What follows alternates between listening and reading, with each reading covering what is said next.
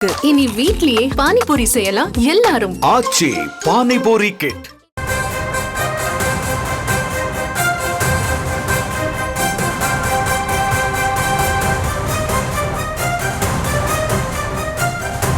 மற்றொரு அண்மை செய்தி.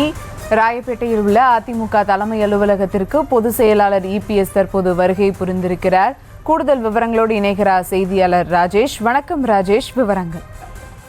சுபா வணக்கம். அதிமுக பொதுச் செயலாளர் எடப்பாடி பழனிசாமி எம்ஜிஆர் மாளிகை வந்திருக்கின்றார். அதிமுகவினுடைய மாவட்ட செயலாளர்கள் கூட்டம் இன்னும் சற்று நேரத்தில் தொடங்க இருக்கிறது. அந்த கூட்டத்திற்கு தற்போது எடப்பாடி பழனிசாமி அவர்கள் வந்திருக்கின்றார். நேற்றைய தினம்தான் மாவட்ட பொறுப்பாளர்கள் கூட்டம் நடைபெற்றது. அதனைத் தொடர்ந்து இன்றைய தினம் மாவட்ட செயலாளர்கள் கூட்டத்திற்கு ஏற்பாடு செய்யப்பட்டுள்ளது. மே மாதம் 2ஆம் தேதி செயற்குழு உறுப்பினர்களுடைய கூட்டத்துக்கும் ஏற்பாடு செய்யப்பட்டிருக்கின்றது.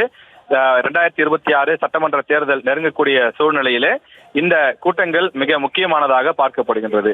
காரணம், பல்வேறு பொறுப்பாளர்களையும் அழைத்து தேர்தல் பணிகளை தீவிரப்படுத்துவது, மிக மிக முக்கியமாக பூத் கமிட்டி பணிகளை முழுமையாக நிறைவு செய்வது.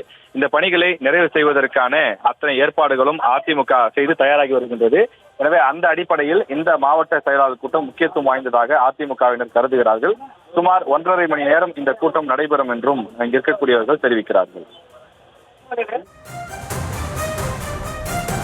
விவரங்களுக்கு நன்றி ராஜேஷ். இனி வீட்லயே பானிபூரி செய்யலாம் எல்லாரும். ஆச்சி பானிபூரி கிட்.